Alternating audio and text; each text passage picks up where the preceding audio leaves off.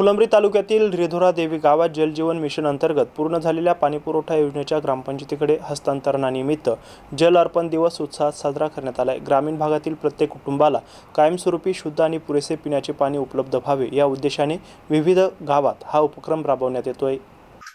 कार्यक्रमाची सुरुवात जलपूजनानं झाली। जिल्हा परिषद सदस्य गोपाल बाग, वरुण पाथरीकर तसेच सरपंच अश्विनी कोलते यांच्या हस्ते जलपूजन करण्यात आलं।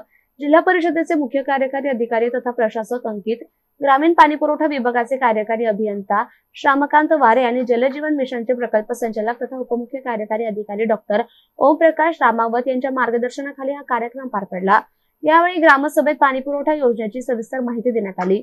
योजना कामस्वरूपी सुरळीत राहण्यासाठी देखभाल आणि दुरुस्तीची जबाबदारी ग्रामपंचायतीकडे सोपवण्यात आली। पाण्याचं महत्त्व पटवून देण्यासाठी गावातील महिलांनी डोक्यावर सुशोभित हंडे घेऊन विद्यार्थ्यांसह प्रभात फेरी काढली। जलसंवर्धनाची शपथ घेऊन जलप्रतिज्ञा करण्यात आली।